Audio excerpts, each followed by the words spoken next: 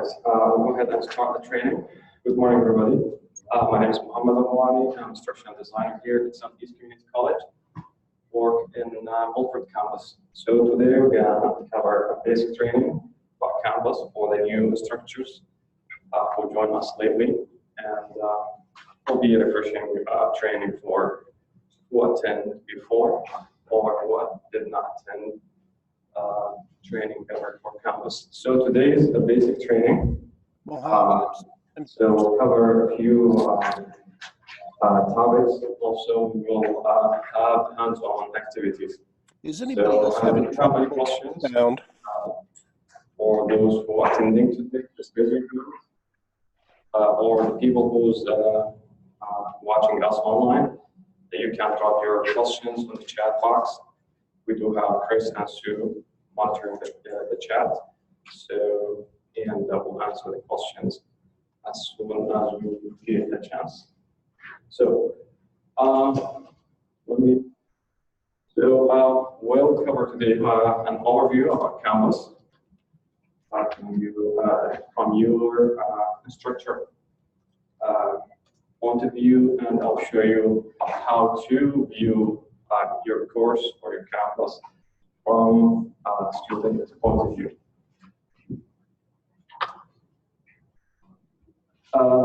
We'll show you the blank canvas, how does it look like, what's the navigation bars, navigation, if there's a global navigation, of course, navigations, and what's the difference between them, what's the difference between the master course and the intern course.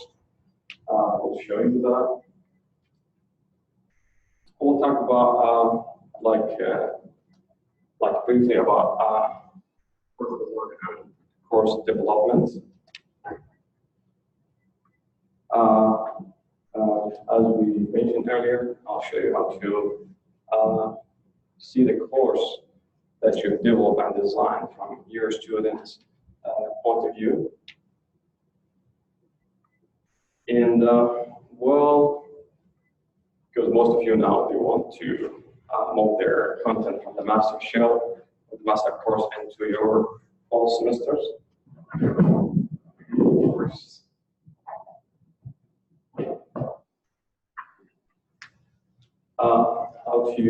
How to copy your master course into your term course.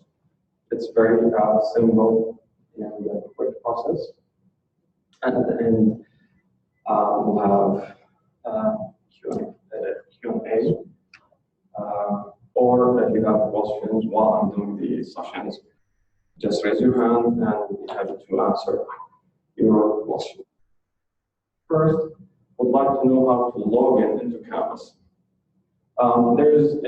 Hold on a second, Mohammed. We can't hear you well enough. Hold on. Okay. Okay, we'll wait a little bit because the people who's online cannot hear me.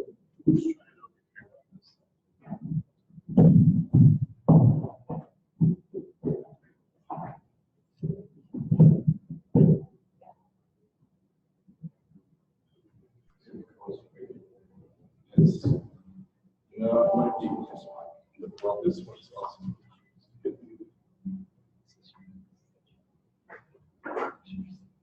No, not here.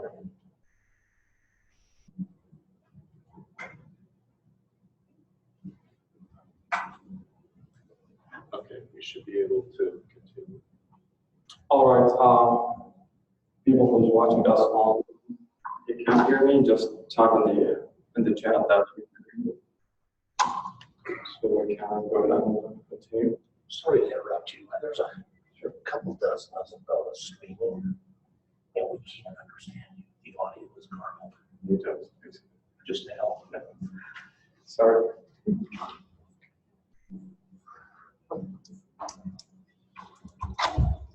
Yeah, it's technology.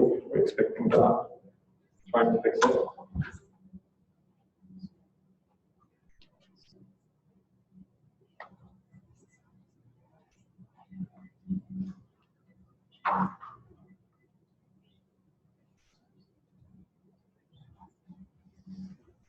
We do have a sign-up sheet for people just online. You can sign your name. Okay, can you hear me? People on the streaming session.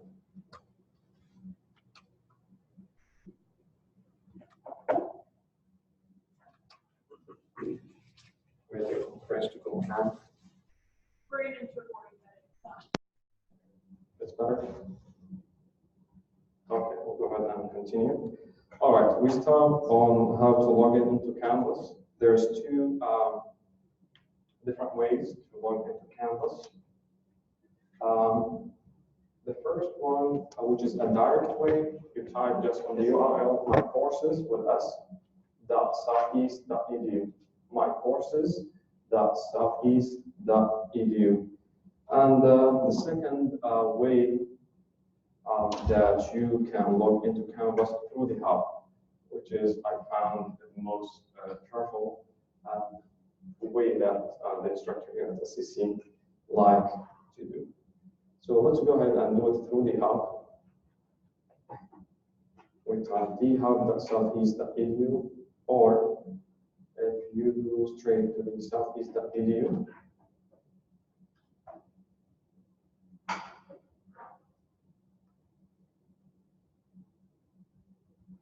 we experience slowing in the internet is still spinning.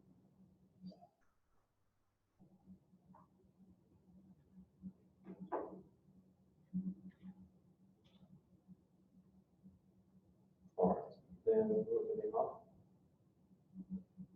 And we'll ask you to log with your single sign on.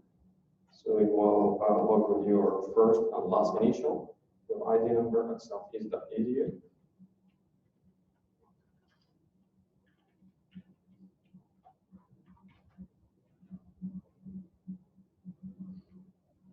Then from the hub, you can see the tab of my courses. Once you click it, you will see my courses canvas. Once you click there, then it will take you directly to your canvas. And the landing page will be, first time you log into Canvas, will take you to your dashboards, where you can see the course cards. I assume everybody can see his master's or her master's and the full term courses. So this is how you log into Canvas. Okay, now we'll walk you very briefly through the orientation, Canvas instructor course. And everybody should have this course in your dashboards. So we designed this course to assist the SEC instructors most things and steps or best practice they need while they're developing and designing their Canvas course.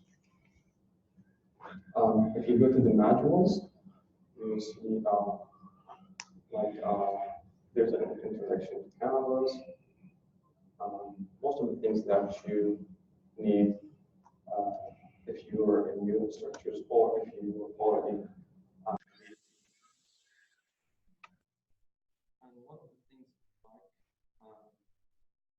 viewing masterpieces, and Mirak will work on it during the summer break. And because we get a lot of questions, how to design, can you keep my course if it looks good? And yeah, as you see, here you go to the examples of manuals, examples, and you will see the difference between the two. So try your best not to have a long scrolling. Try to combine, like if you have one slide, one chapter, or one manual, try to combine them in one page, or we will have the page 5B. I will be having a training where you combine these different activities in one spot. So this is one of the examples, that's bad examples, for instance. You see And once you click that module, show you how the modules was before and after. You see, because you try to minimize the scrolling as much as you can, and you combine it. So yeah, and in this course, the cool things, there's a tutorials. Like for instance, if you have a question about culture, you will have introductions and some videos how to get walking through the steps, and some written tutorials. It's a very awesome course. I would highly recommend everybody. If you have any program chairs attending the sessions, highly recommend you over instructors to go through this orientation course. And if you're using a third party, LTI plugins in Canvas, you can view them as well. And I will talk how to copy, because nowadays we get a lot of questions about how can I move my stuff from my master course into my term course. If you go to the last modules we use in content, you should be able to, after you reviewing this, easily to review and copy and paste the code. And the good things, as I said, there's a video tutorials walking through the steps.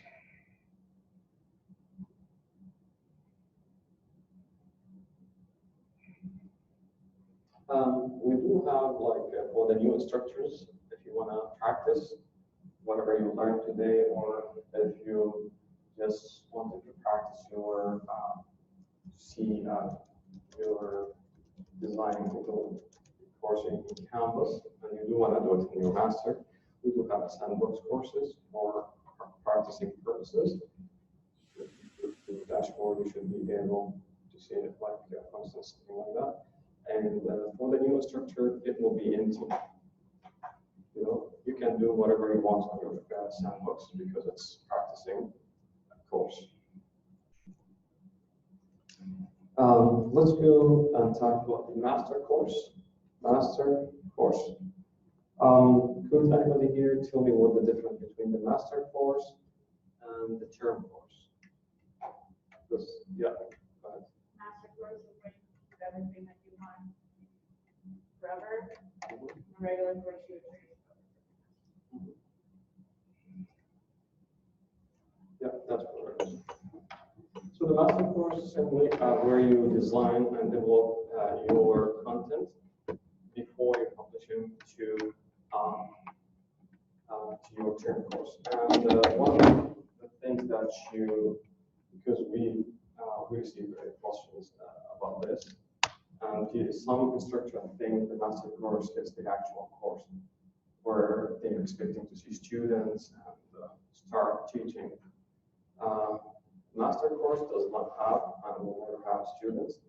When we populate the term courses, it's not only master course. You'll have a new shells. And now you can notice if you go to your dashboards, you should be able to see all terms start with FA. FA stands for all.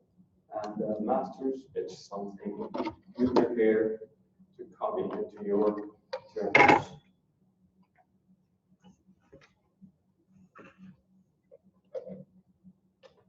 And one of the things that I would like to mention to you all, that in your master course, you should be able to see I'm going to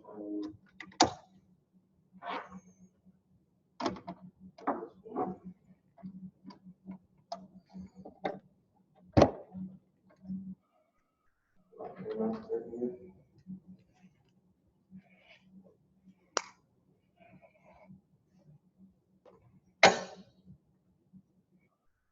I'll just show you how the master course looks like. Each master course should have these nice course It depends on your division or your program. We will try to match the images in both sides, right and left, to match your division or your program. And we made a very simple statement underneath the course banner. As you can see, these three hyperlinks: the syllabus, modules, and Canvas student orientation. That's the most common things that your students will need to know the minute that they access their Canvas course. And the same, you can reach out, for instance, the syllabus from the home page of the course from here, or you can access your syllabus, or your student can access it through the course navigation bar. Modules, if you remember, if you've ever taught through Moodle, remember in Moodle we used to call it sections, or some instructor called it chapters, or some of them call it weeks, week 1, week 2. And Canvas we call it modules. So basically, the module is where you can design your chapters, your sections. Like if you have 12 weeks, some people call it week 1, week 2 until week 12. And it's highly recommended to encourage your students to go through Canvas student orientation. We developed 2 orientation courses, one for instructors and one for students. The one for students, as you can see, if you teach face-to-face, even if you teach online, I would recommend you on the first day to walk your students through this orientation course to show them, because they will how can I check my grades, how can I submit my assignments, how can I post my discussions. All these questions, students should be able to find it on their Canvas student course. And I will show it to you very quick. Where's the, and once they go to the modules, they should be able to see most of the things that they will need to know in Canvas. And again, there's some written tutorials, video tutorials. For instance, one of the things, let's say, most of the instructors here at SCC, they have getting started modules or section, and one of the assignments or activities message your instructors. So for the student who use Canvas for the first time, you might have this question: how can I send the message? So if they go here to the Canvas orientation, they should be able to see one of the modules here talking about communications or sending messages, to your instructors or to your classmates. So it shows them, there's a videos, and even we have some activities within this.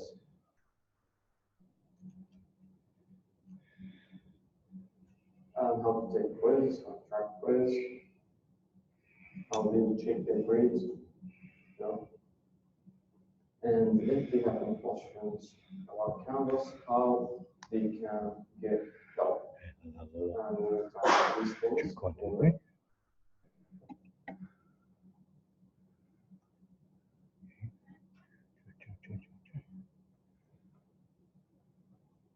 And another thing we'd like to mention,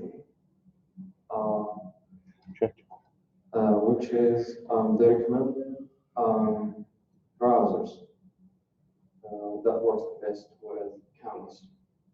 My favorite browser, which is Chrome.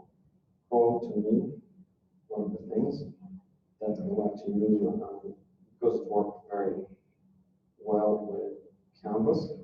Another recommended browsers, you can use Firefox. Firefox works well with Canvas. and Safari. So just keep in mind, Internet Explorer, try to avoid the Internet Explorer and Internet Edge. These doesn't work very well. Like there's some glitches and some database errors when you use Internet Explorer. So just try to avoid Internet Explorer or Microsoft Edge. Do not use Internet Explorer. Check 1, 2, 3. Microsoft Edge. Can you guys hear better? Yep. Here, we're gonna switch this microphone for a minute. Yeah, double mic. No, leave it up.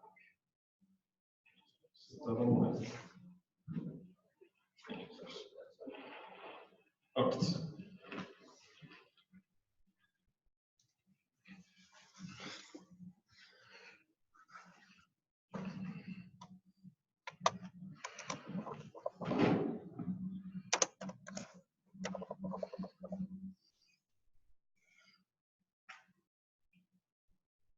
Okay, now talk a little bit about the help resources in Canvas.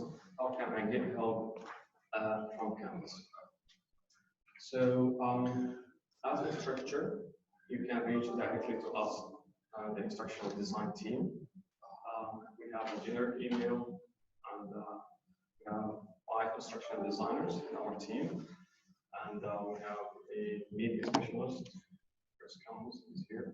So if you have any question about Cultura or any media related questions or concerns or requests, you can just send an email to us for the instructional design at southeast.edu, and I believe most of you email us, and we will get back to you as soon as we can. Any of the instructional designers in our team available that moment that you send the email should get back to you. That's one way to get your help. And if you go to the global navigation, this is what we call the global navigations, where you see the SCC logo. And all the way to the bottom, you should see help button. The button, help button, you should see different things or different resources where you can get help. And as you can see, some of them say students, faculty, student, faculty. You can do live chat with Canvas support, or you can call them directly if you would like to call. Very quick internet response. And we have a very good skilled people who work with them. In some cases, let's say if they have different levels, of experts. If the first level could not solve your problem, he will escalate it to the second level and so on. So I would highly recommend you to use this just to experience that. And I use it a lot, to be honest. And they sometimes solve the problem while you're on the phone. Sometimes they will tell you, we'll get back to you, But most of the time, which is to my experience, and I use Canvas as an admin, So most of the time, we get to solve the problems while on the phone. And by the way, we pay for this. We pay thousands of dollars yearly for this service. So highly recommend to use this service. Then you can reach out to SCC help desk. You can open a ticket. Well, let's say on my weekends, or I'm working on my Canvas shell course after work hours, like after 9 p.m. or such. That time. So Canvas 24/7 service. So anytime you call them, you get an answer anytime. And as I said, their waiting time doesn't exceed 2 to 3 minutes. Sometimes actually. So this is a different way where you can access. And we do have now virtual learning team. And I assume everybody got the email from our newsletter.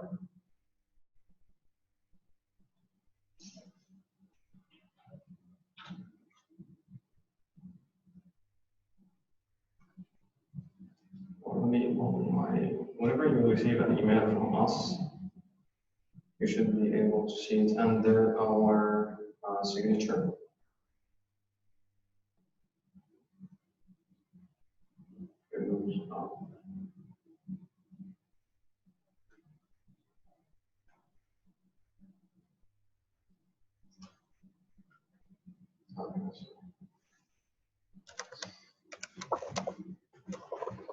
Yeah, we put it under the signature whenever you receive an email, or if you just check your email, you should get an email from us about the newsletter. So we will be updating you about any training, any new software, or any new plugins we will have, or anything related to Canvas or course design or developments, any professional developments we will offer during the. And I will walk you very quick about this. As you can see, it will design intuitive. Just click any tab here, it will take you. If you'd like to know about our team, you can continue, or you can use these tabs on the left. And there's some resources for help. You can reach out to them. Talking into different topics. And as time going, we will have new topics and new things to add to our newsletter. And if you would like to reach one of your instruction designers, we have, as you can see, 1, 2, 3, 4, 5 instructional designers, and we have Chris, the director of technology, education technology. So let's say I work in Lincoln Canvas, and I would like to set up a one-on-one session for Canvas or course development, course design. You can reach us, and you will see the info, where our office is located, our phone number, direct email. And let's see, I work in Milford, so work in the address. And Kim, she worked at she's a part-time instruction designer for center. And again, if you have any question about multimedia, Zoom, or any video related, you can reach out directly to Chris, or you send us an email. He's our expert, and we'll be a lot of help from him. So, getting help, for instance, if you go there, you will see where you can help, get your help if you have any questions. And this is the most common question that comes to us. What is the training? You can check all this service information. Is all the professional development that we offer during the month of August. Like for instance, let's say today we're doing the Canvas orientation. Once you click the plus sign, it will tell you what this session is about, like brief introduction. It will tell you where is it, and if it's streaming, it will provide you with the link. Like for instance, Canvas accessibility, that will be tomorrow. Yes, it will be streamed, and the live training will be, like as you can see, like in Canvas, and so forth, so on. And the professional development that we will have during the month of August.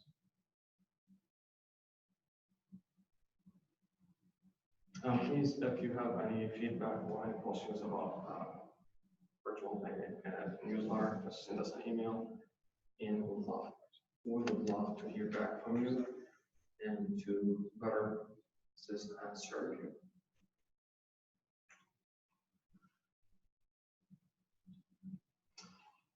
So this is how you get your help in Canvas. And you can reach us directly, as I say, here in Canvas.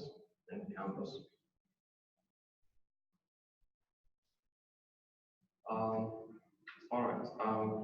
I will stop here and say if anybody has any questions so far. Personally, has any?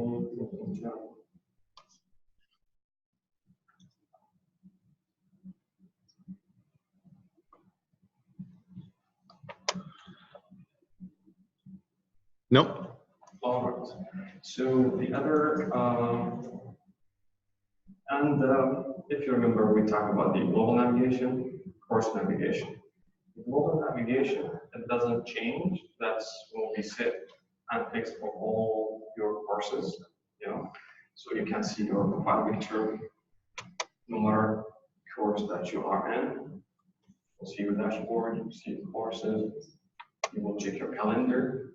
And one of the things that I will discuss today with you, the inbox. So Canvas has an awesome inbox or mailing or emailing system. If you click on the inbox, it looks like email system, but that's something internal. So we receive an emails and questions when you used to when we had the rule that the instructor says, like, can we send the file? Can we attach file when we contact or communicate our students through Google messages? That service wasn't available, so that feature wasn't available in Moodle, but it is available right now in Canvas. So if you would like to go ahead and send a message for your students, you can. You can send a mass message, you can send individual messages. So simply go to the inbox on the course navigation. Once you go to the inbox, if you have any messages that you receive, they will show it here. But to send a message, you go to the this icon, which is the pencil. And once you hover the mouse, it will tell you what is this. It says compose a new message.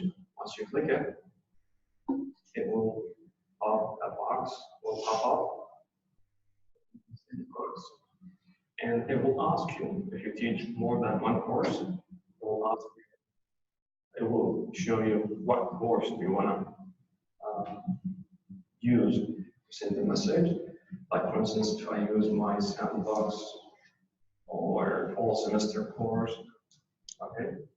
So you already choose the course that you want to communicate student at. Then if you can see here, there's a box to choose to whom you want to send the message, okay? And if you click on the roster icon here, it will ask you, I want to send the message for everybody in the course, or if you want to send it to the students, teachers, students only, if you have co-teachers, and it will tell you how many participants you have. Like, look at the people. I have 2. Okay. And if we take a live course, it will show you how many, like if you have a full-term course, you'll see it, then you will upload the subject title. For instance, welcome to the course. Okay. If you have a concern or message you want to send about grading, about submitting assignments, you can do that. And you can send it as individual. As individual, if you're using any email system, BCC, that other student doesn't see that I sent it to multiple users. They will think that you sent it only for them. You can check this box. Then here you can type the message that you want to send out.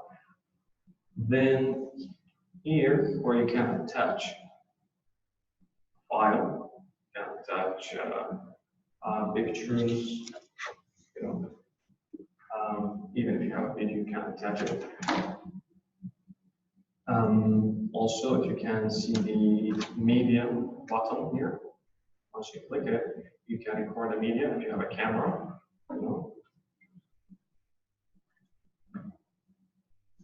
Show you.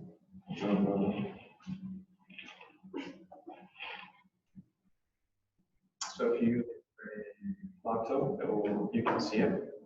Or if you already have a video, you can upload it. Because once you upload it, it will be attached. Then you will send the message. But let's say if I want to send it for specific users, once you click all users, it will show it to you.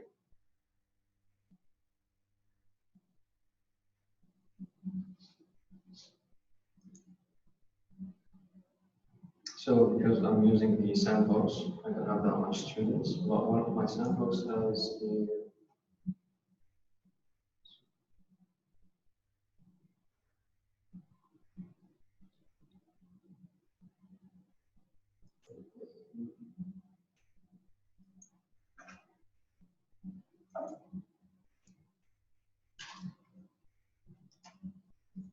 and if you remember, if you want to send it for students, individual students, you can choose any students. But in your term course, you should be able to see the student name, first and last name. And you can choose, see, there's some first and last name students. That's individual. If you want to send mass message, you just select all participants, all users. This is how you send a message for your students. And the student the same way, if they want to contact you. And if the students set up their notification to receive whatever they give in Canvas to their emails, whether SCC email or personal email, they should be able to receive it. And I will show you in a few how to set up your notifications to receive your, like for instance, the student texts you through Canvas or message you through Canvas, you can get to your SCC email.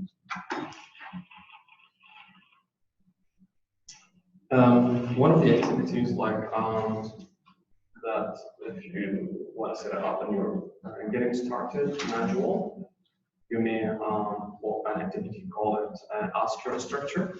Ask your instructors means if the student have any questions related to the course, Canvas, or whatever, they can message you through Canvas, email system.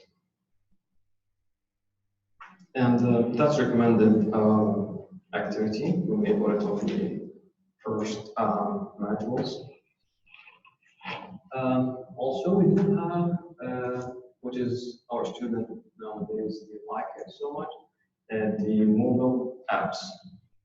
The mobile apps. We do have 3 mobile apps for Canvas. One for teachers, one for students, and the last one for parents. If any of you here teach TCAs or high school students, some parents, they have concern how to check their students' progress, their kids' progress or grades. They should be able to download the student parents, app, and from there they can check. As a teacher, if you go to your mobile app, you should be able, if you go to your mobile, your app store, whether you have Android or Apple products or mobile device, you should be able to see it. And I recommend you to use Canvas, or just give it a try to see how it does look like. Let's go ahead and download if you have a mobile app, a mobile device, and search Canvas for teachers or Canvas teachers.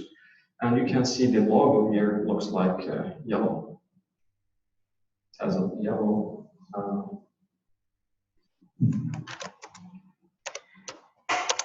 color. And if you use it for the first time, it will ask you for your institution.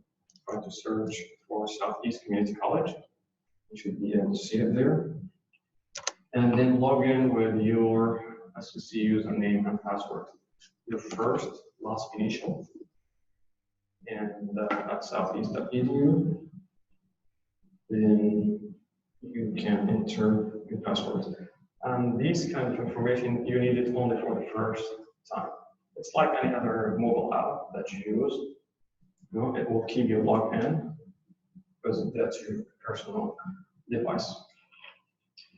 I will wait a couple of minutes to have everybody just download that app, and we will explain what we can do with this mobile app.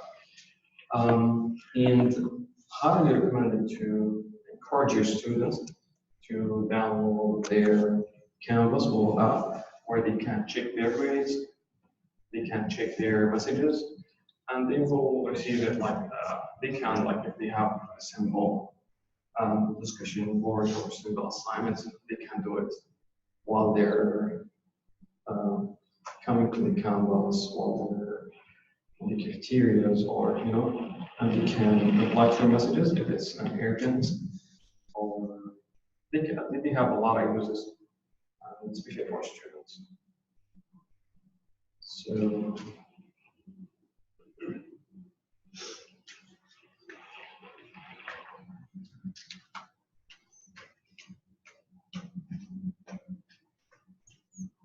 Did everybody here download the new apps? If you have any questions, just raise your hands.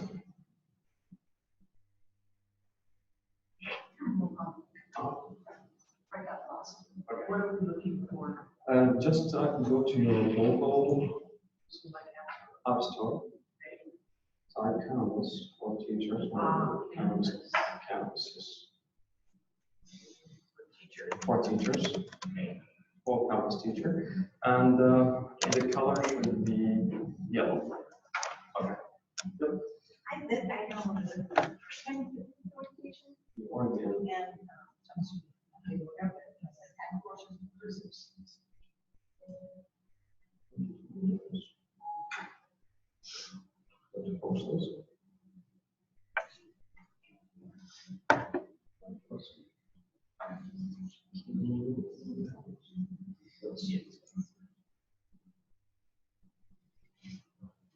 Okay, and maybe you cannot see the courses because you hide them from the dashboard. Oh, okay. That makes sense. Yep. Right? Yeah, I haven't done it. Sure. Okay.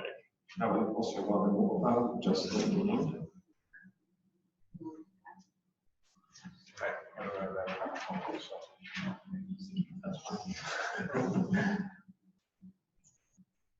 Awesome.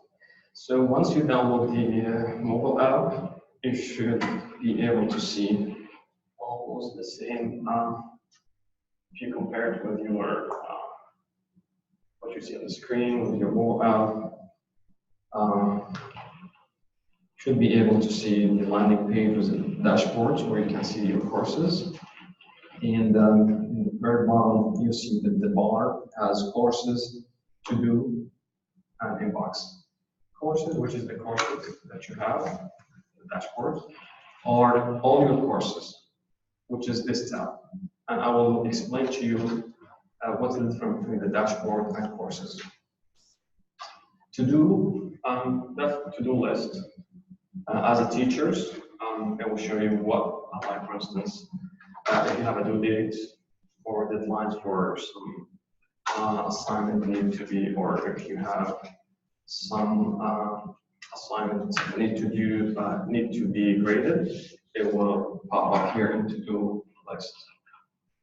And for students, it will show them what that we have some assignments or some paper to turn, you know, or some quizzes to take.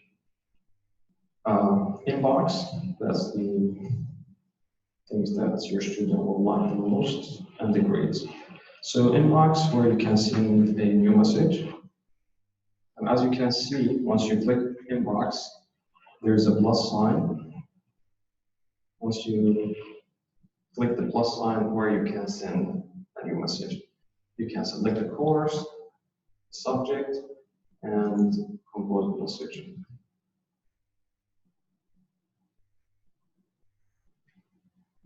And by the way, you can attach, if you're using your mobile app, in the top right, you see the paperclip icon here where you can attach, like if you have some videos or pictures or any file, you can add it. So once you open it, there's a plus sign, and keep in mind any plus sign in Canvas, wherever you see plus sign means add. Plus sign in Canvas means add resources, activities, you know. And once you click add, you'll see record audio, use camera, upload file, or choose from the library that you already have in Canvas. So this is the mobile app for teachers. It's very simple, intuitive, and honestly, when I compare it with mobile apps, Canvas has way better mobile app for students and teachers. So just give it a try and try to use it at least once and see, and highly recommend your students and encourage them to use the mobile app.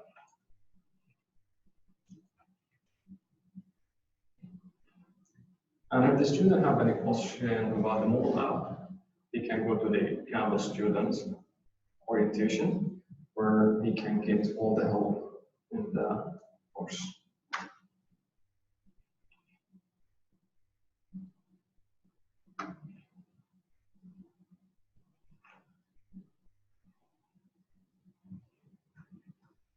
Okay, now we do have another topic to cover here, which is the You Do It. You Do It, I'm gonna choose one of my courses here. Okay. You Do It, it's a tool we have in Canvas, and it's available for all the courses, all the structure, SCC, you know, where you can run your course through You Do It to see if your course is accessible. Accessible means like make your, it's a big term now in educational technology and e-learning systems, or hybrid courses, to make your course accessible. Accessible means to make it like accessible, because the other day we say accessible, and one of the instructors thought that accessible means to be able to access the course. Accessibility here means for students who have special needs, you know, like if you have blind students who use the screen readers, they cannot see, but they have a software where they can read, you know. So this is You Do It. You Do It will run your course, and the whole thing with You Do It, it will show you where's the errors that you have. Like one of the accessibility things here, that to make, if you have a video, has to have closed captions, you know, for students who, like for instance, English is not their first language, they would like to see the text and what the speaker talk, you know, what it says, and that's one of the things, you know, the multi-text for images, you know, because if we using the, like the student use the screen readers, they cannot see the image, but the image has to have alternative text, or they call it alt text, alt text, ALT text, and I will run my course here, and show you. And if you teach hybrid or online courses, please go ahead and run your course through Udemy, because once you run it, not only will show you the errors that you have, or to make your to help you to make your course accessible for all students who has needs, special needs in terms of coloring or hearing problems or vision problems or deficiencies. Okay. Not only show you the errors, it will give you suggestions how you fix it. So simply, once you access your course, from the course navigation, all the way, or from the bottom, you will see Udemy. Click Udemy. And if you're using the Udemy for the first time, it will ask for authentications. Go ahead and allow it. And here's the page, as you can see. And you can run the whole course through Udemy, or you can run specific items or modules or activities and through Udemy. Like, do you wanna go like check all the course? And as for the timing, it depends on the size of your course. Some courses take a few minutes, some of them takes like 5 to 10 minutes, it depends. So I'll go ahead and run all the course content. Once you click all, and if you want a specific content, you can just check the boxes. I'll go ahead and do it all because I have a small course here. You will have to scan this course, and you will wait until it finishes. And once it's finished, it will give you a report with errors and give you some suggestions how to fix it.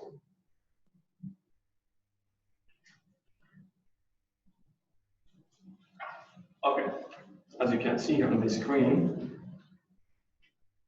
I will give you the course title and will show you how many errors that you have and what's the suggestions.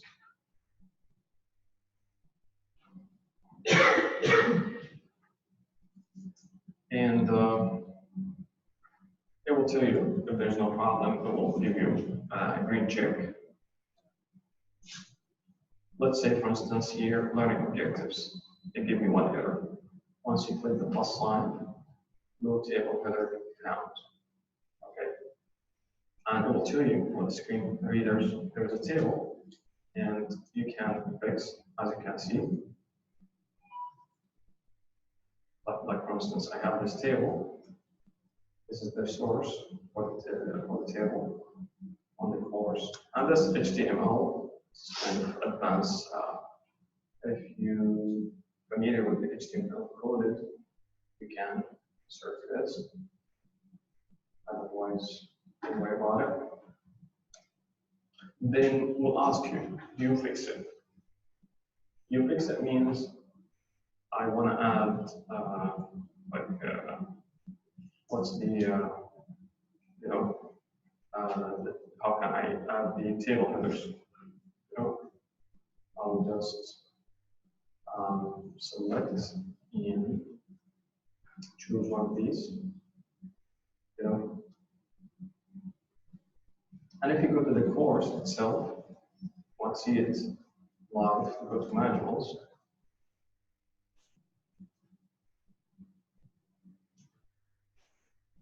And if you're familiar with your course, you will know where this table is. Because again, these tables and the images, the labels or headers, for the screen readers softwares, because once the student cannot see, they will hear.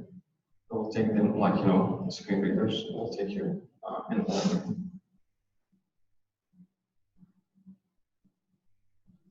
Simply just should see the suggestions. submit, and once you submit it, it will tell you done. When it says done, it means the issue has been fixed. And you can check other, most of the things, syllabus things you have. Like for instance here, the syllabus links should contain text. If I check my course syllabus,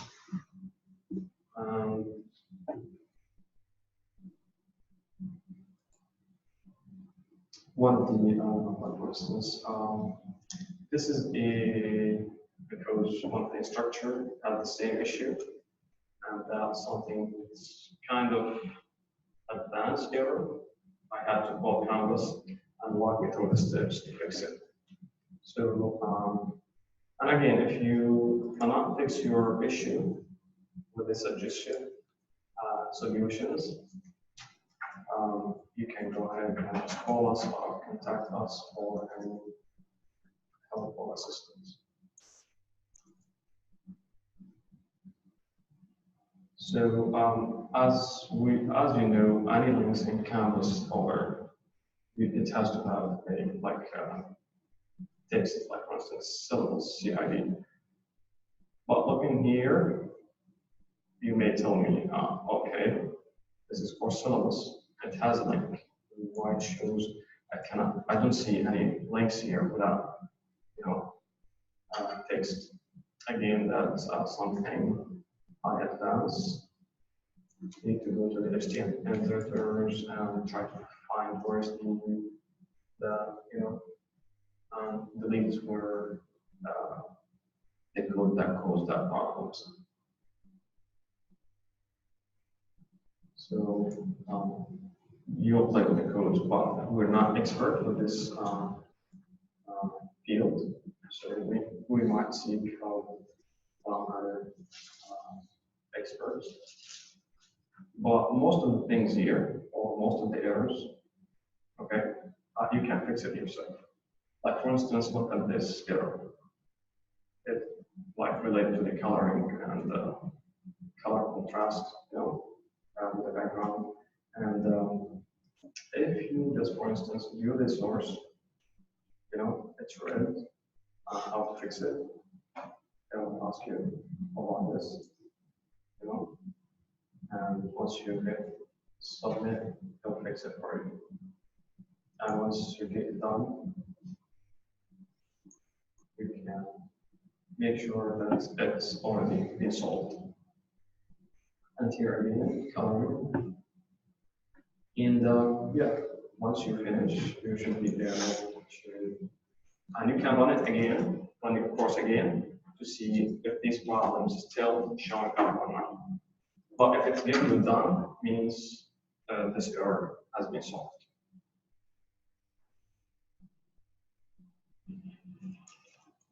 Like if you're using videos, most of the errors that you will see on YouTube for the closed captions, which is you cannot fix, especially if you use the YouTube. But I think we're getting the closed captions service to help you out. Is that right? Yes. So we will announce it once we get it. Or we do have some third party who does the closed captioning for us. If you have some videos you would like to closed caption it, you can send us the request and work on it and provide you with a new video that has closed captions.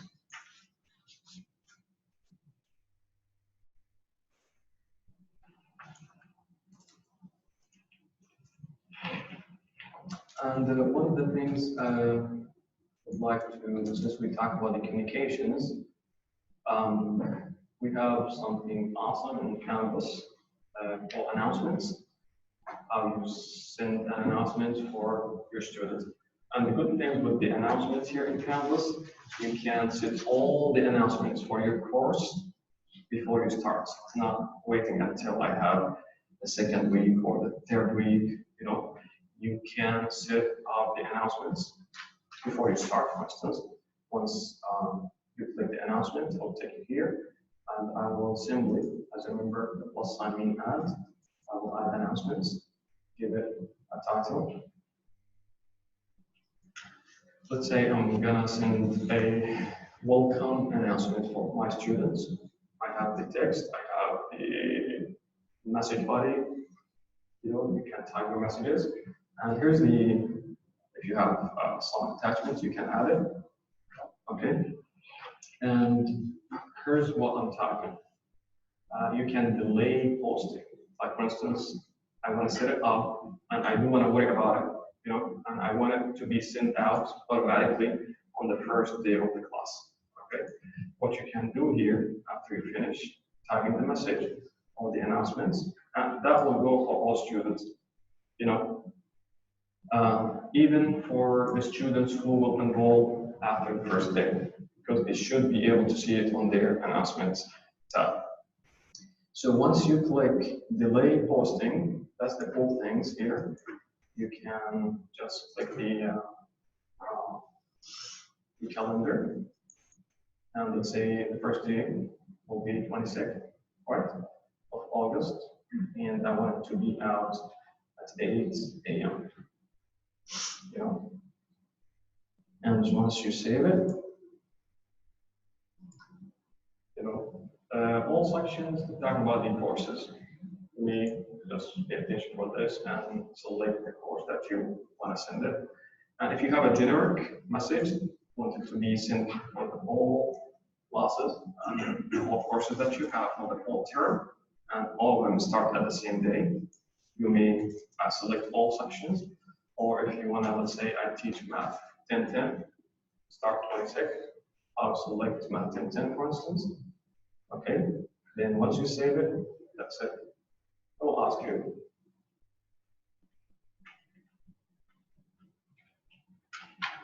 Okay, I will ask you to add a message because that's something requires. So once you save it, okay, it will go out on August 26th. You don't have to worry about it. And that works very well if you teach online, by the way. If you teach online courses, you can set up the reminders for your students.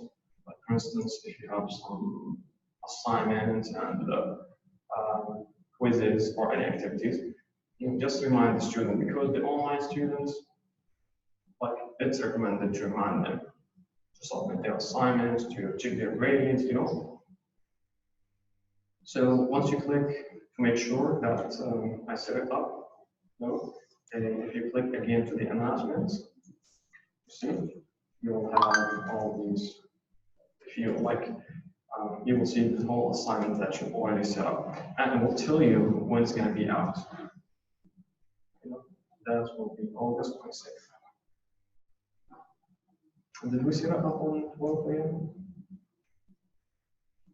And if you want to do some changes, you click and edit it. You see, we set it on 8 a.m. I don't know why it's saved.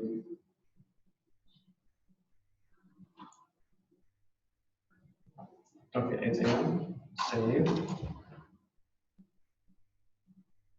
Then go back to announcements. Yes, it changed. Now it will go out to my students on 26th at 8 a.m. If you teach a global class, it depends on what timing system you use. You know, you may open it 12 a.m. or it depends. You know, those, especially the online courses, students sometimes work at night shift or. So this is how you send the announcements. Now, since we have new structures here, I'd like to go ahead and show them how to set up your profile pictures and some account settings. As a teacher, you know, as you can see here, the account. For the new structure, you will see a white circle here. or you can add your image. If you still don't have an image, please go ahead and click on an account here and select profile. Okay, and once you select profile, you will see your name. Make sure that your name is spelled correctly. And if you have any, if you want to edit it for some reasons, just email us or email help desk. I'll connect with them and they should be able to change it. So once you have the mouse on the circle, you should be able to see the pencil here. Once you click it, it will give you the submit profile picture box. So you can upload a picture, you can take a picture. If you have a webcam, if you have a laptop with camera, you can take a picture. You know, if you upload the picture, it will ask you to choose a picture. And wherever you save it, you can upload it. If you want to take a picture, just click here and unlock the camera. Okay. And just take a picture. And once you take the picture, you will save it and it will pop up in your profile. This is how you add, and try to add a professional picture for yourself, because some instructors have star movies and some football games players, you know. So because students would like to see you, not to see, you know, star movie guy or football player, you know. And encourage your students, if you teach online, so they get to know each other on the pages, to upload. I remember one of the courses I took on my master was an assignment to set up your profile. You know, set up your, like for instance, your profile picture, tag all that about yourself, you know. If you have a LinkedIn and you have, like it depends on the course, a Facebook page, Twitter, you can add it as well. And one of the things, since we already here, the contact page or this profile page, if you go to the settings, okay, you can see way to contact. And it says ways. Ways with S means there's different ways to be contacted or to contact your students. One of them, the emails. And the default emails here, as you can see, the SCC email. And if you would like to add personal email, or if you work with other institution and would like to get both emails at SCC, and let's say if I work at the LPS, and I already have an email from the LPS, you can add it here. Simply click to click on add email address. And in the box here, you can add your personal email and just register your email. If you would like to receive text messages, that's for notifications. You know, if you set up your notifications, like for instance, once the students submit their assignment, when the students submit, take a quiz, you can see it, you know. So you will receive the text messages, or if you would like to set it up for emails, that's a preference for the teachers. And you can encourage your student as well to set up their notifications, you know, so where they can receive whenever you grade the assignments and the quizzes, they can check it, or they can receive notifications, you know. And to set up the notifications, you will need to go to notification here.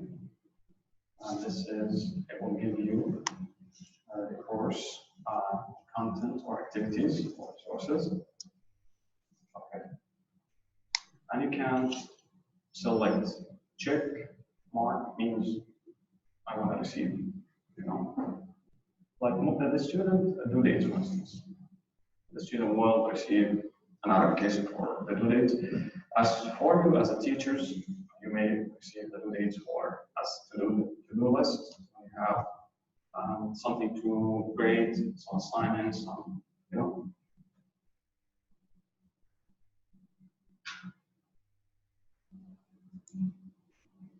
Submission comments, if you comment your students for their submissions. And for discussions as well. Whenever a student posts their discussions, you can see the notifications. If you do want to receive, like for instance, a discussion post, I have like, let's say 70 students, and every single student will post, I will receive, you know, constant emails. Simply come here, discussion post, and click it, and go on.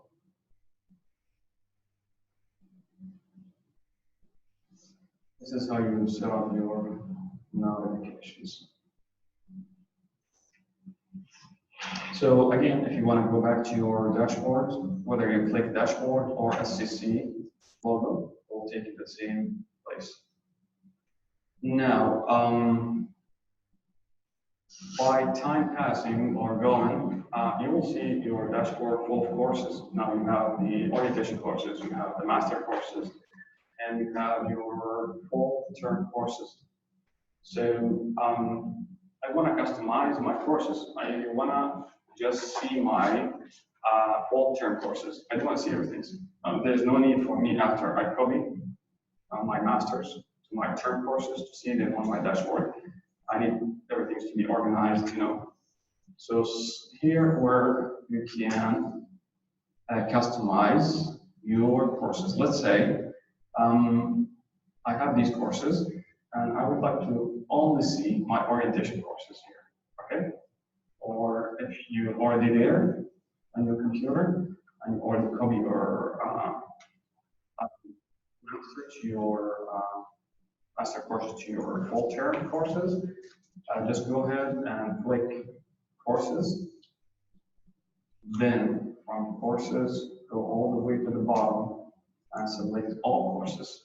And all courses, you will see all your courses, sandbox, master courses, orientation courses, term courses, you know. So simply just check and uncheck, you know. If you remember, I said I will just keep, okay, my orientation courses, okay. Just uncheck the star here, and that's it. If I go back to my dashboard, I'll see only the orientation course. That's like, yeah, this is how you customize your dashboards. Because I don't want to see so many courses. I just want to see my full term courses. This is how you can see it. So I'll go ahead and add another course here. Implementation. I will add one sandbox. All right. Okay. Now, as you can see, we call this in Canvas course card. Course card will have the image for the course. We'll have the color, as you can see, 3 different courses with 3 different colors with 2 matching pictures, for instance. What about if I need to change the image and the color for the course card? Simply, if I want to change the color, like for instance, let's say this one. This is the red color, okay? I want to change it to blue color. I'll click the 3 dots here and choose the blue color and apply. And you can see it change. That's the color. But if I want to change the image, let's say I'm gonna add, I teach automated, for instance. I want to have something related to my course. Or if I teach math, I need something related to the mathematics. You know, if I teach, like, let's say, music technology, if I teach English, you know, you can click or access the course. And once you access it, I'll go all the way down to the settings, okay? And the first thing you can see course details, and you'll see if the course does not have an image, you will see an empty box here, okay? And we'll have a message says choose image. Okay, now I need to change the image. Simply I click here, three dots, and choose image. Okay, and you have two options: whether you upload an image from your computer, okay, or from your thumb drive or whatever, if you have something already saved, or you can go to Unsplash or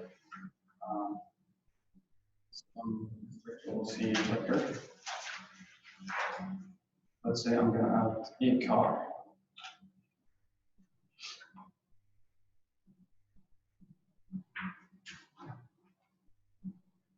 Okay.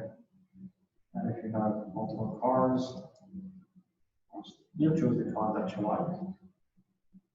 Okay. Then you scroll all the way down the details. Now, once I go back to my dashboard, I will recognize my course by its picture. By its pictures. Like, for instance, whenever I see a Land Rover car, that means that my sandbox too. So this is how you change your course cards.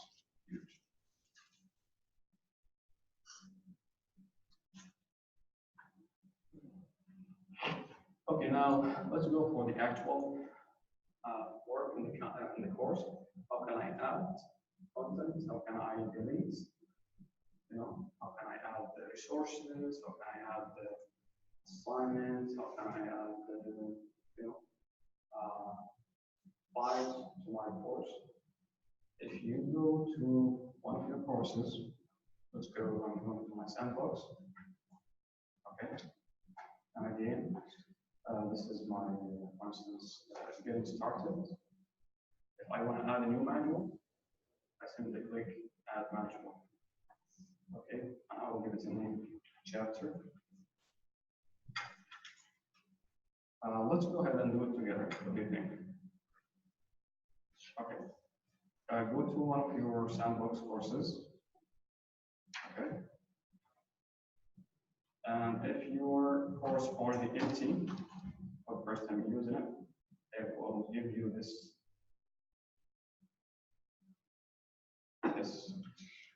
In Moodle, we had the sections that, and I would put like the date and the week.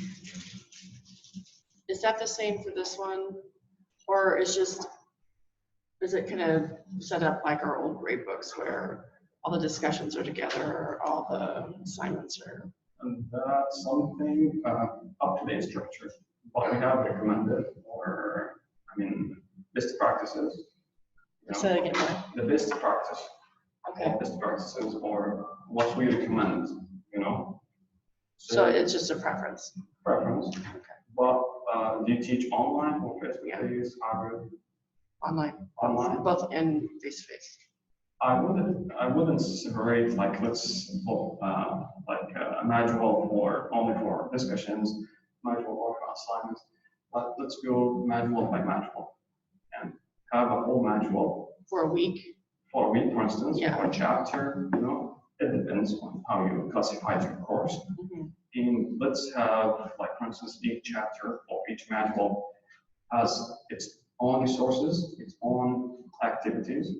That will be better. Okay. And for your students learning, it Okay. will help them a lot. So they can just go down the course like they did in Moodle. Yeah, Okay. because we don't want to overwhelm our students, Yeah. and make them love the course and enjoy taking it,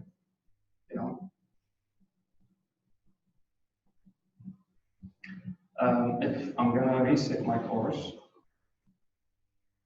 to show you how you see the course for the first time, because we have so this is, if you have an empty sandbox, this is how it does look like. You will go and create a new module. I'll call it getting started, for instance.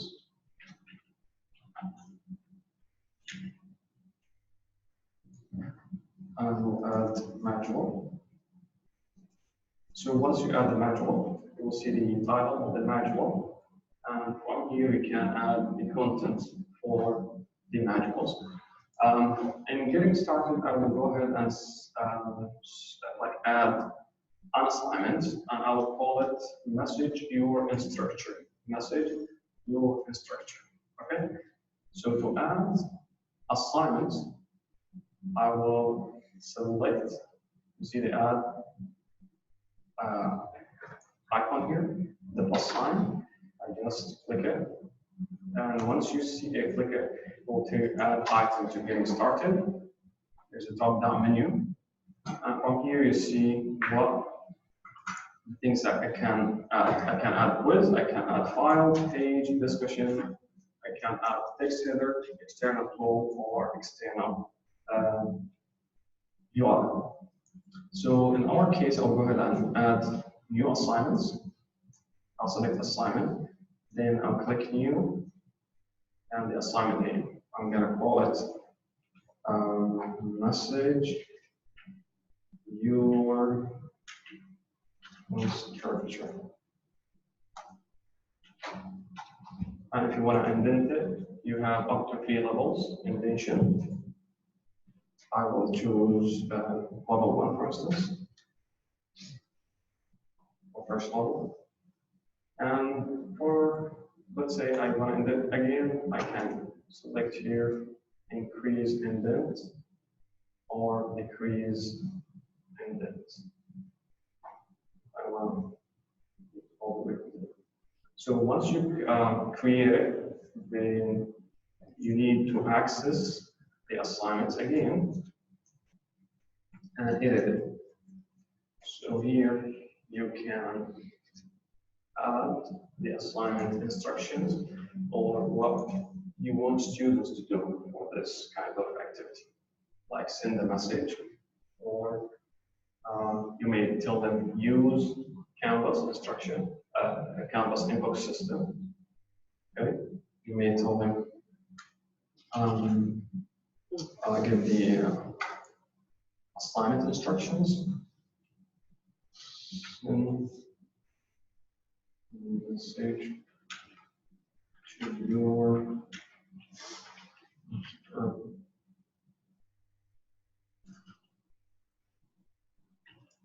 send a message to your instructor telling him if your teacher heard about, like for instance, you can have bullet points, numbers, whatever, telling them, for instance, about your summer break, what your expectation from the course, telling me your personal email or your phone number, because some of the instructor or high school teachers contact their student through the phone. You can add all of these items, and if you would like to add some videos for your assignments, you click YouTube and you type the title that you're looking for. Okay. If you want to add some pictures, you can. If you're using My Media or Kaltura, you can add as well. There's because this is a rich content. If you have a hyperlink, you can. If you want to add a table, you can. If it's just simple assignments, you can just add the text and tell them.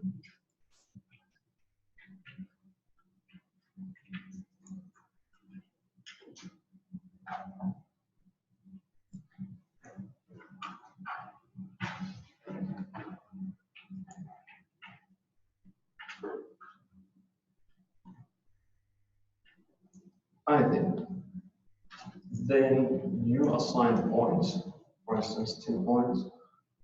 And, if the assignment required a submission, you will tell what kind of submission is. Okay, and if you want to restrict the file types, like for instance, I just need my student to send me Word documents and PDF only. We can restrict it here, upload, restrict. And as you can see, there's the cool things in Canvas. Underneath the activities, it will give you an example, especially when you create quizzes. It will give you some examples how you do this. You know, like for instance, if you look at this, if you want to add documents, I will say DOC, comma. And as you can see, there's no space between the different types of PDF,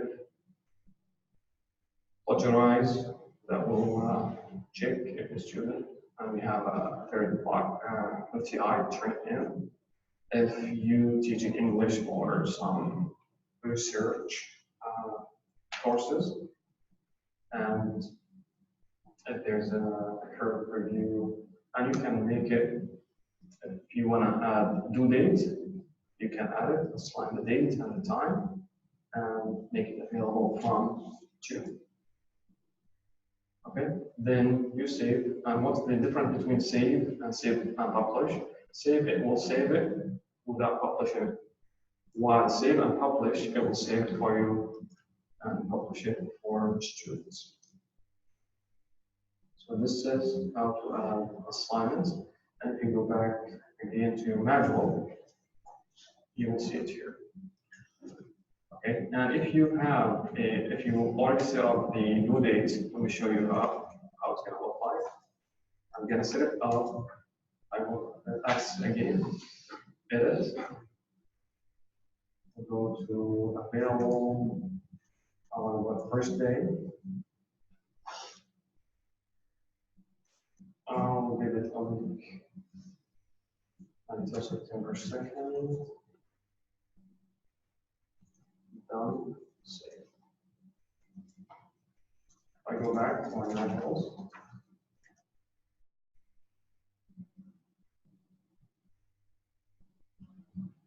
It will tell the students, and it will show it on the calendar as well. The dates. I mean the availability for this assignments. So this is how you add an assignment. So if you want to add the quiz the same way, you just click here, add, select quiz, new quiz. I'm gonna call it Getting Start Quiz or Quiz 1 or call it whatever, Chapter 1.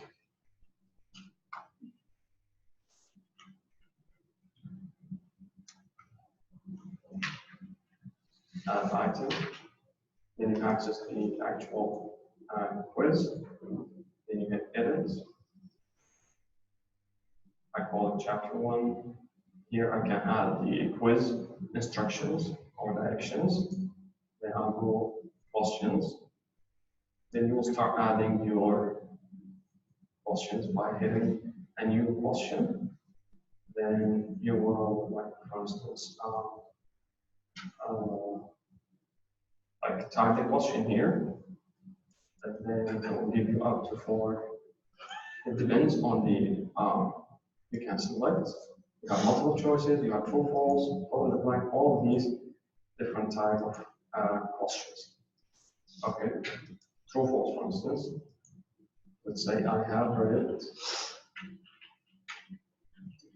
course. Like this is an acknowledgement. Okay, I'm gonna call it I have read the course CIE, for instance.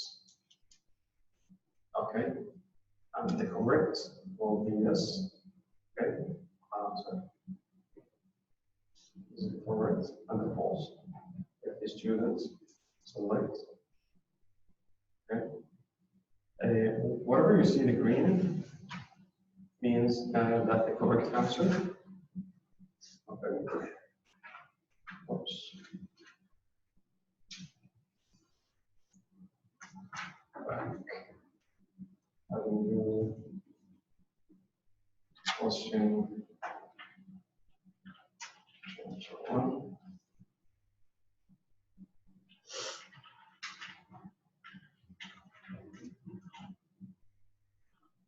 course CID. That's, I've seen a lot of instructors put it on the first modules, but just to make sure that the students have read their course CIDs and course policies, to make sure that they have read it and they will apply it while time going. Then we call yes or no. We'll answer yes or no. And if you have only two, just use the unwanted answers. You want to add another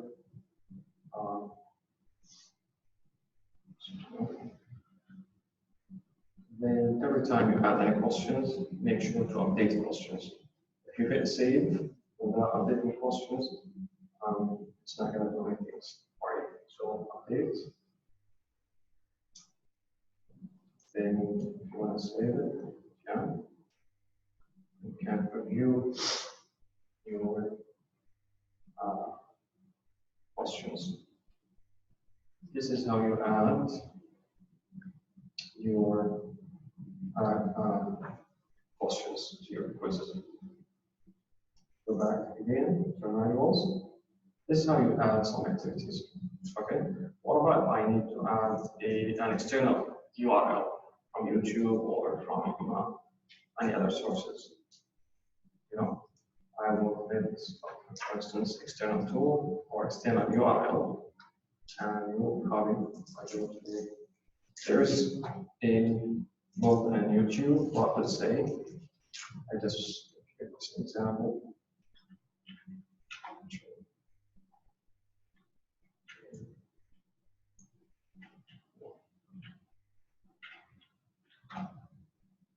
Let's say I'm going to add this. Okay, I like this video, for instance, and I want to add it. Teacher need feedback. Okay, I'll copy the title. Go back to my page name over there. Teacher need real feedback, and I'll drop the link from here.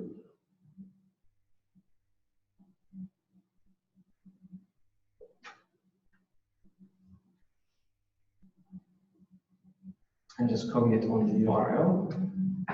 If you want to load it in a new tab, you can check this box. And once you add it, if you want to publish it for students, click publish. So once the students click it, they will see it as a program. And the good things here, you will keep your students in one-stop shop.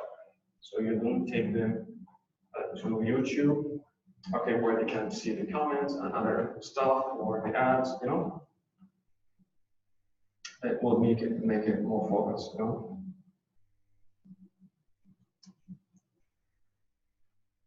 And if you want to add a files, same, just click here, add file, new file, and you will choose your file, wherever you it depends on your file. This is how you add a file, and you can add a new page as well. Yeah, and we call it, for instance, chapter 1 PPT, for instance, of ones. You know, or you call it chapter 1 resources. You know, you can add it and you can add the contents into it. And once you finish, you hit save and save publish.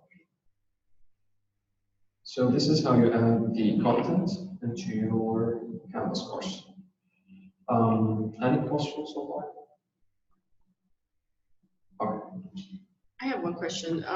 When you're doing assignments, it says for everybody else, and you have two places where you're making the assignment. When I was doing it, while you were doing it, it said everybody else is what this goes to, and then the second, So it gave you a second choice.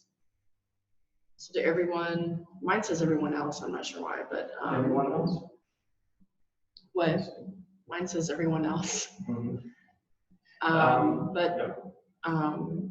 then it gives me another, like I tried to save it and it required me to assign it to another group, and then that was my actual course. Mhm. So what is everyone? Who is everyone? Everyone in the course. In the course, not everyone in all of your courses. No, Okay. everyone in the course. And this is something, again, let's say, if you remember,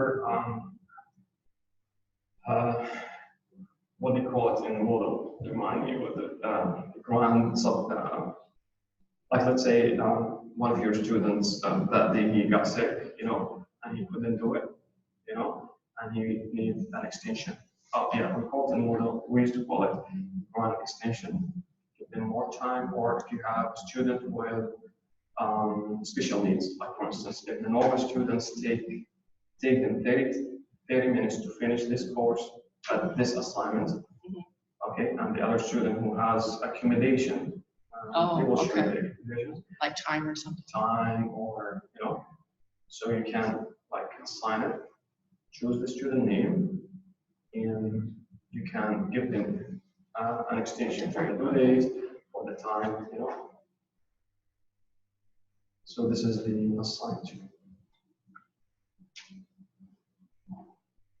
And you will have to add assigned to those, so that the students, if they need more time or extend the, the due dates, you can do it.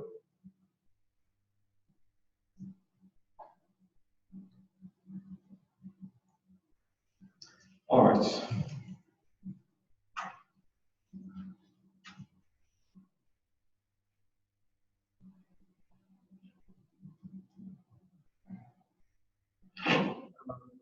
If you want to check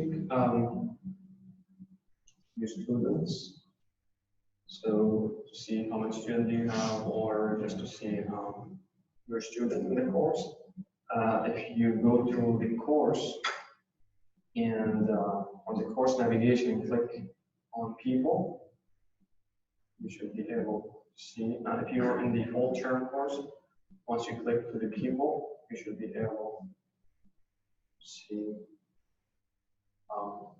the course, people or users. And the things here, once you click the people, it will show you the student name, ID, and you will see their roles. If they're students, if you have a co-teachers, you will see their roles as well. And if you have any, like for instance, if you can see some students on your web advisor and you cannot see them here, you may contact registration or I think it will help desk, and they should be able to push it to your parents. But most of the cases, any student that you can see in your web advisor, they should be able to be here or show up in their campus courses. Unless if they have some issues with registration, they did not pay, or their late, or their registration, or some issues like this.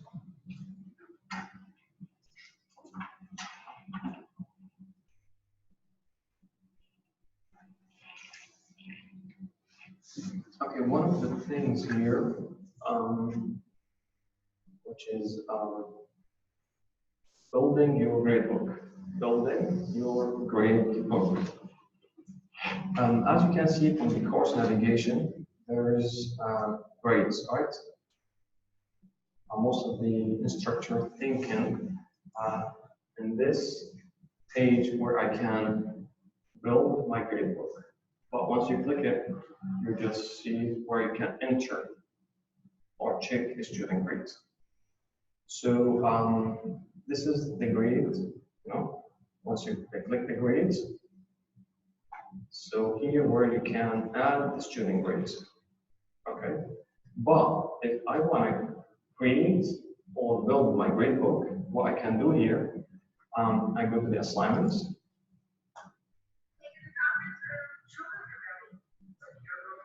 So to build your gradebook, I go to the assignments. This is how it's called in Canvas, assignments.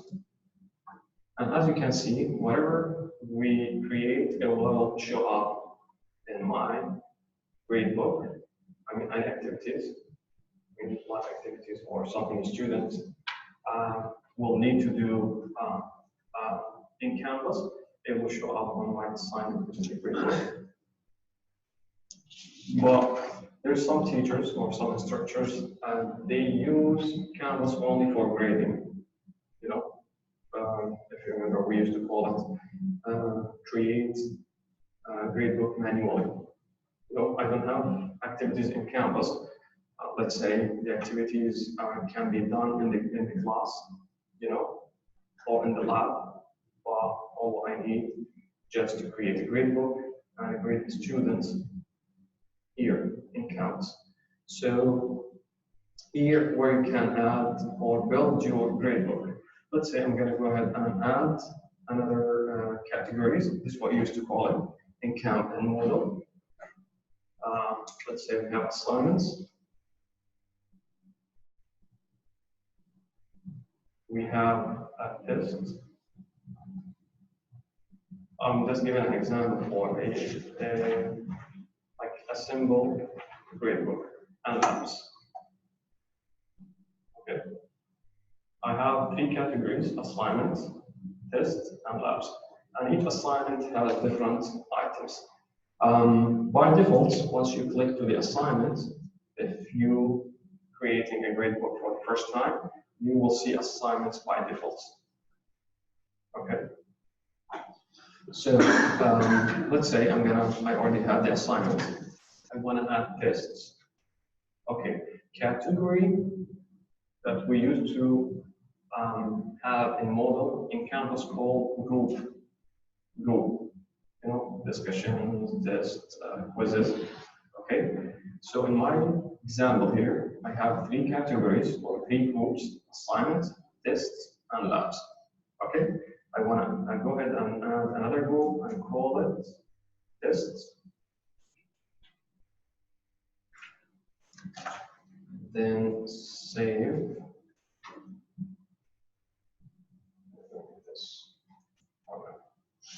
Okay. Then I'll add another group and I will call it labs. And you can call it whatever you match your CLD or syllabus. And here you can add your items. I build or create the groups, okay? And let's say for the test, I'm gonna add 2 tests. I'm gonna call it tests for under quizzes. I'm gonna call it test 1. If I have a due date, I can just select the due date. How many points I need for the test 1? Let's say 20 points.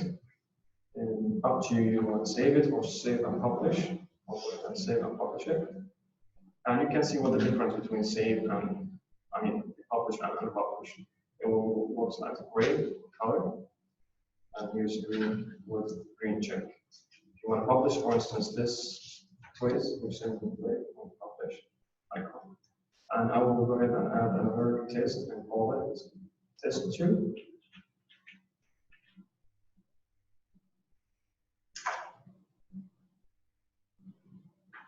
And if it has the same points, I'll call it. Let's say some structure, they have, like, for instance, 5 tests. And the 5 tests have the same amount of points. All of the difference will be, like, for instance, instead of test 1, test 2, test 3. So Canvas allows you to duplicate the item.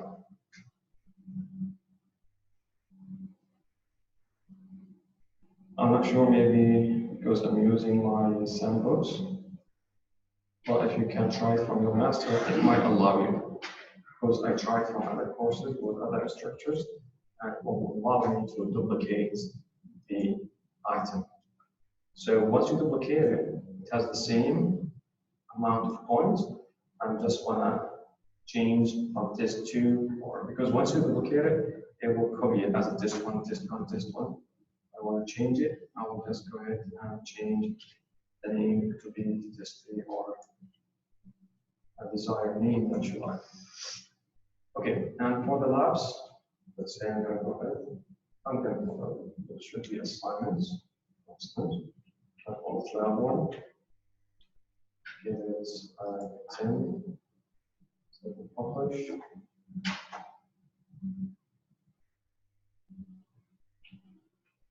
Two. So forms. So publish. Okay, this is, let's say we've already built our gradebook. If you use natural grading as a point, you can leave that there. But if you weight your assignments or weight your categories or your groups, here where you can adjust the weighting for or the weights for these groups. Let's say I want to have assignments, let's make it 30%, test 20%, and labs, let's say I'm going to put it 50%. How can I do this? How can I weight my gradebook in Canvas? If you scroll all the way to the top, there's 3 dots next to add assignments, all the way to the top. Once you click the 3 dots, it will ask you assignments group weight. See this option? And then assign group weight, there's a checkbox. Once you check the box, it will give you, as you can see on the screen, the groups that you want created, the assignment, test, and labs. In our example, we say assignment 10%, and every time you add, it will reflect on the total. Okay. So now, once I add 20%, it will make it 50. So that means if my gradebook, I want it to be 100%, I want the total 50. Okay, it will be 100%. Okay. Once I save it, it will reflect on the gradebook and it will show me each group how much percent has. Let's say I want to change the percentage. How can I do that? Same way as I added. Let's say I want to switch and I want to make the test 50% and the labs 20%. I simply click the 3 dots, assign group weights, go to the labs, and put it 20, and test, make it 50, and the total will be 100%, and save. So this is how you and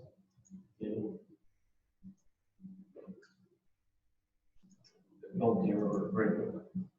So any question so far? Any questions? Do you have any questions that you have? No?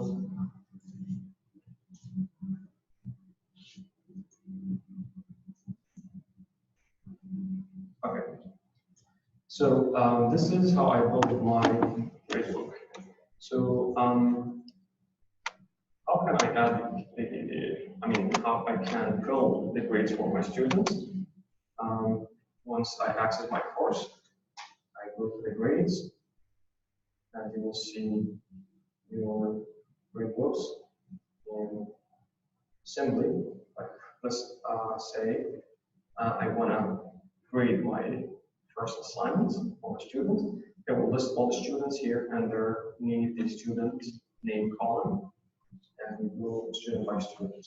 Simply click on the box here and give it a grade. So you type it, and this is how you grade your students. Like for instance, I have all users here, big users. It's practicing. So I click here. If it's updated on 25 for instance, this is how you add the grades. And And you can see the arrow here. Once I click it, it will give me the student cards. Student cards. See? So you can add the grades from here as well. If you want to leave the comments, you can leave it from the student. I can add, for instance, let's say it's 15. I want to, or let's say, great job. And submit. So this is how we add the grade for an assignment or activity that you have. So Also, keep in mind that if you have an in-class assignment, you can still add it this way. In-class tests also need to be created for your gradebook. yep, we have in-class assignment. This is how it will show up here. You go to your assignments here. You can create your in-class assignments by adding them manually.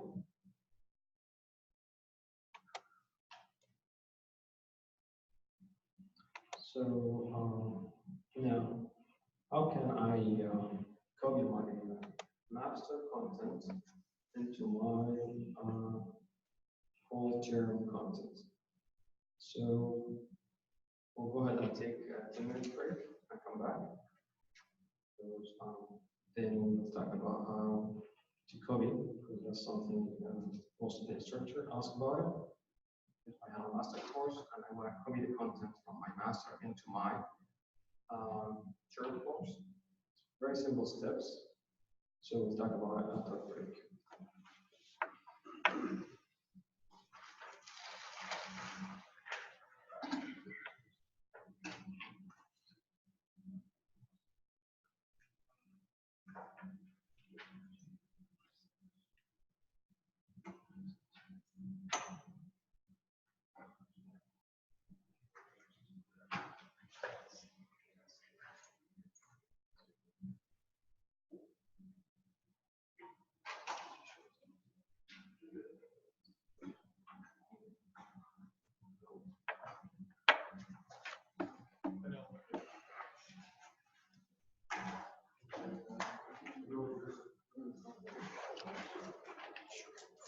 I need to send that. I need to send it.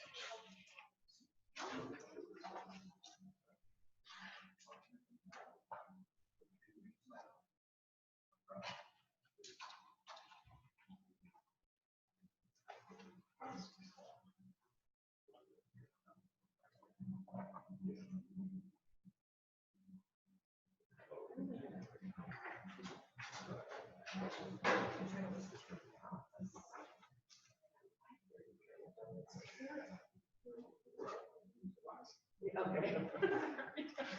I'm wondering if there's.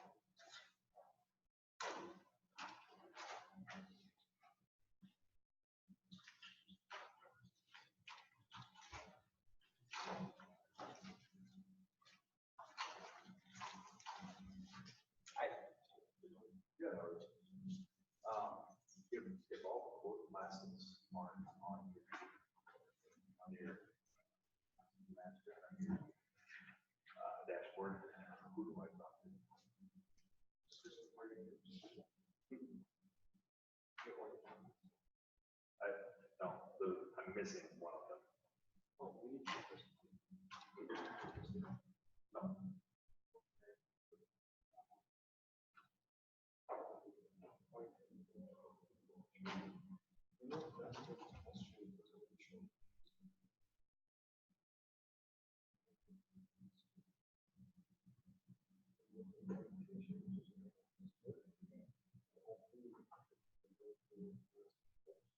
Oh, okay. So now you're on that page.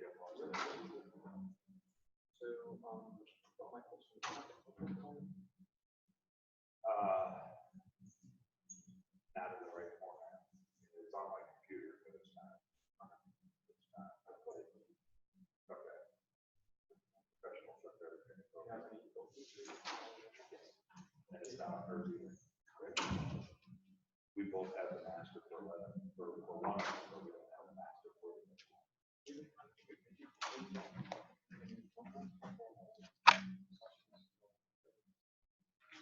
So we are one class is broken up into two. So it's truck 11 and truck 1. Either one of us has truck 11. It's different.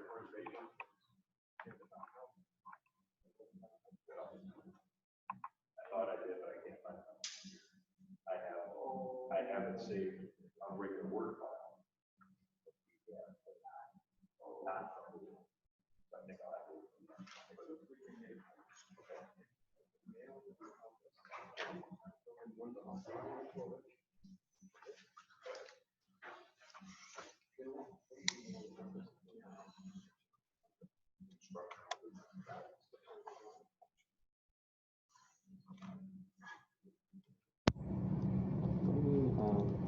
Forward the email, please.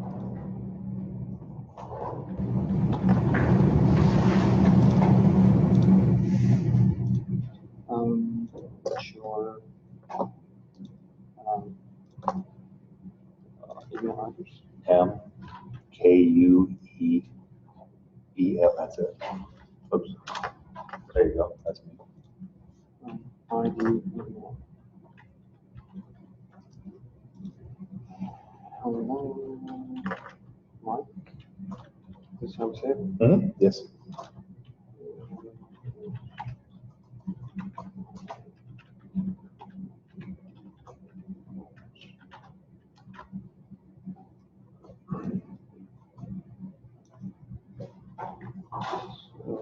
So just email us. Okay, and tell us what you told me. Okay. And we will grab it from who should have a backup. But we need to contact the servers. We can get it for you. Okay. And you know what? This is our email, by the way. Okay.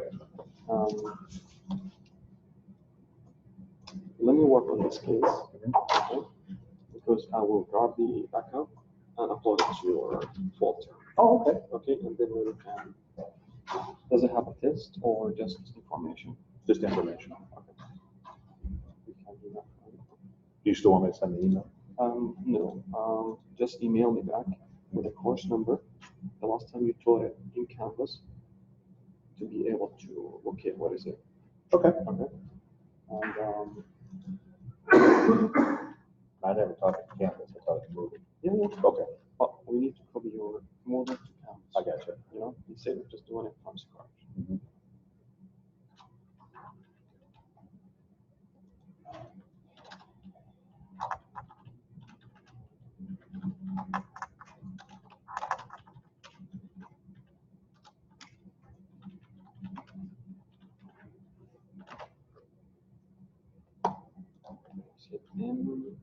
KU. This one. You want me to send it to your email or to? Yeah, Okay. just. Okay. Okay. Great, thank you. Awesome.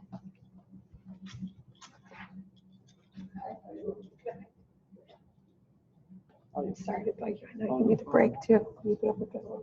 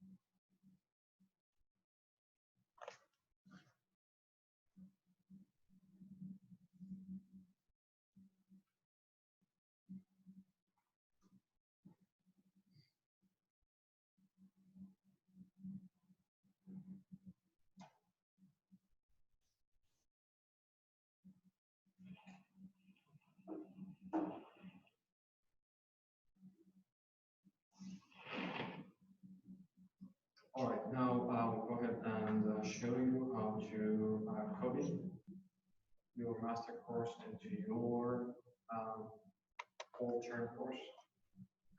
It's very simple steps. I'd like to see if anybody here would like to copy his master content into his, to take it as an example, into the full courses. Does anybody here like to do that? To copy your master course into your full course? Can we undo it? Because I'm not ready. No. I can give you an example, but if you really can't do it for you as well. But anyway, we'll take, let's see. Yes, you can. You can reset the course after and blank it out as an option. If you did both the incorrect content, Okay. he'll show that to you Okay. when he shows you how to load the class. But once you reset your courses, so you need to relink it or sync it with your, we have something called blueprints. You know, you need to reach out to us to resync it for you, because once you reset your course, it will eliminate everything. And we've been told to tell you, do not reset your live course, especially after you start, because it will eliminate everything, student grades, content, if they have assigned or they submit. But if you face any kind of problems like this, reach out to instructional designer team, and we should be able to assist you. Okay, as you can see on the board here, I do have, okay, sandbox here. Let's see. This is, let me reset this one.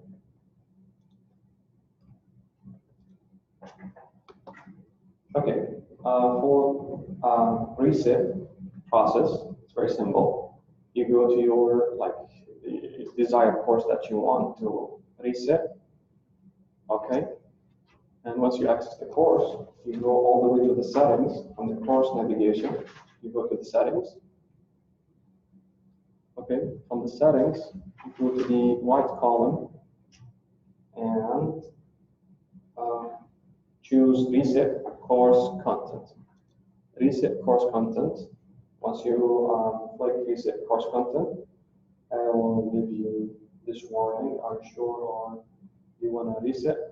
And as you can see, it's red color, means you need to read it carefully. Because once you reset your course content, you can do it for your master, okay? If you wanna, especially when you need to update your master course, you can do it that way, okay? But again, we don't recommend you to reset your course after the course start date. So once I reset course content, I go to the home page. It's empty course, doesn't have any things in it. You know? Okay. Now I will assume my sandbox 2, as you can see, this is my fall term. Okay? This is my fall term course. And I want to copy my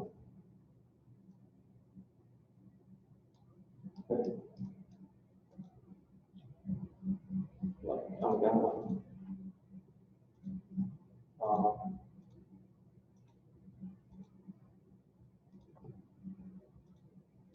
my sandbox 2, it's my fall term, right? I want to copy my sandbox 2. Okay, this is 2. I'm going to choose another one. Let's see. Let's say this is my master course, okay? And I already set it up and it has all the content. That's just for an example, okay? This is my course called Master EDUC 1110 Web Marine Programming. And I'm assuming my sandbox 2, it's my fall term course. So simply, I'll go to my fall term course, right? Then from the course navigation, go all the way to the bottom and select settings. Okay. And from the right column here, I will see import course content. Import course content. I will do it again. I will access my fall term course. Okay, let's say this is my fall term, will be empty. The only things you will see in your fall term course, the instructor evaluation. What do you think? The actual fall term course. So let's say this is my fall term course, it's empty. So from the course navigation, I'll scroll all the way to the bottom and select settings.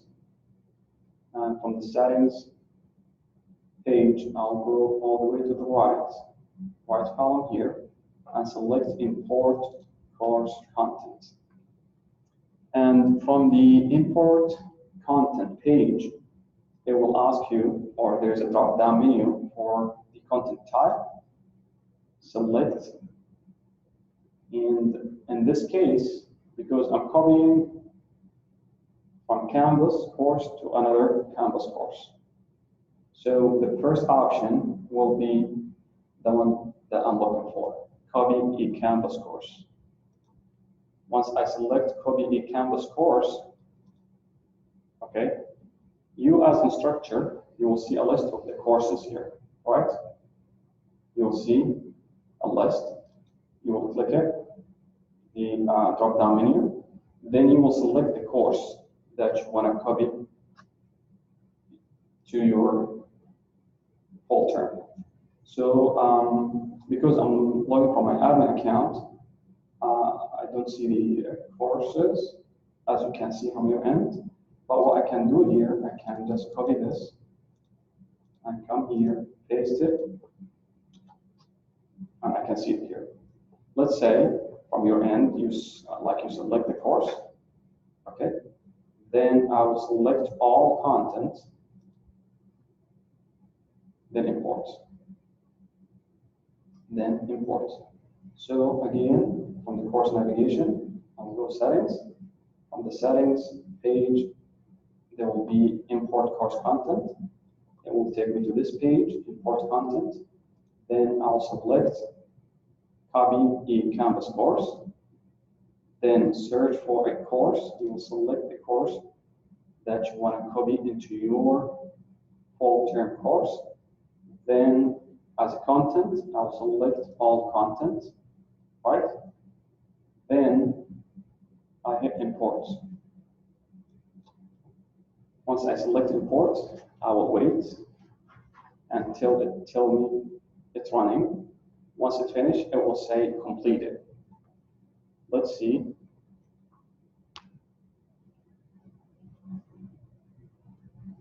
It depends on your course size.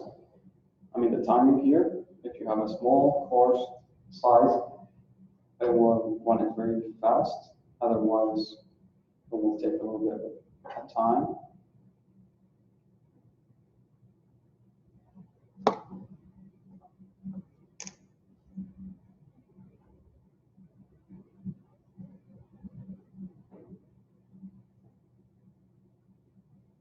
Hold it until I finish.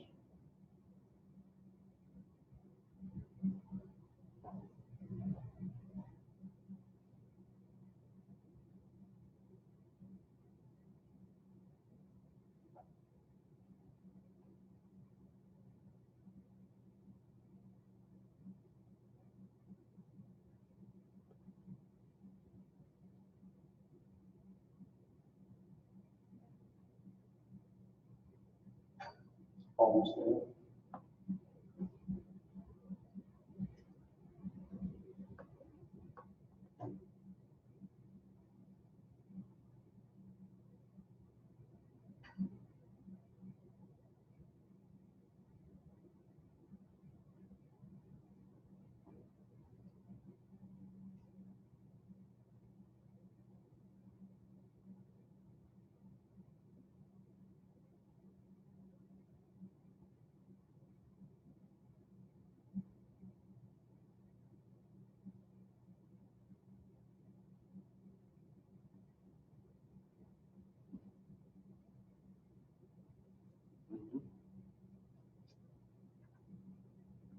Very soon.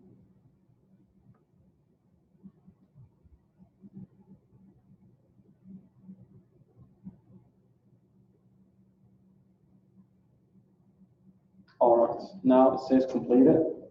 That means the importing process has been completed. So then I will click on the home page to see, it's imported everything to me, for me. As you can see, it got the banners, and it doesn't hurt if you just check again for your course syllabus, modules, the due dates, you know, those some structure going back to publish, you know, just make sure that everything's came. Okay, and since you're using the student the full term course, once you import these things, you will see the course evaluation at the very top, right? So what you can do, just to grab it and go all the way to the bottom, you know, the course evaluation, or what do you think? Just grab it and go all the way to the bottom. Because the student, let's say this is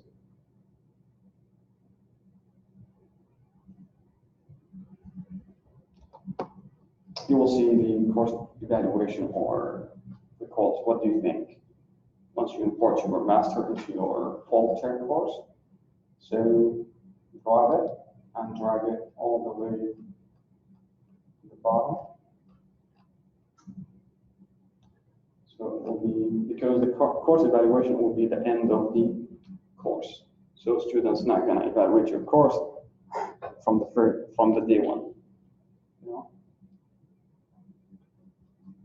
So this is how you copy your master course into your full course. It's very simple steps. So if you have any question about this process, just let me know. And I think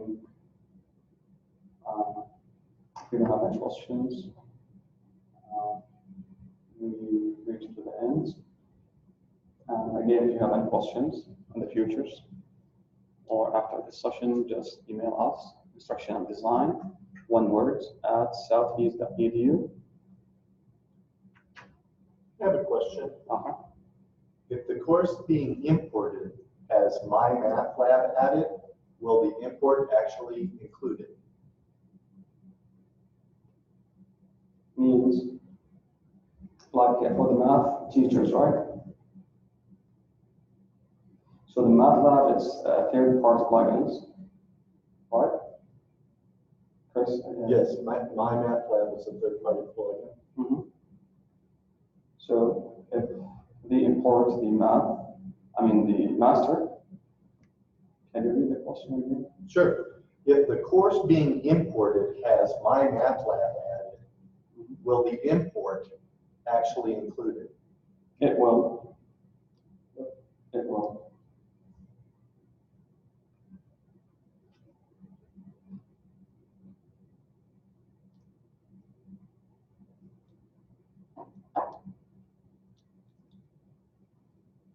Any other questions? All right. So we're to the end. Thank you for coming and thank you for who's online for watching this training. I wish everyone has a great semester. Thank you so much. Appreciate it.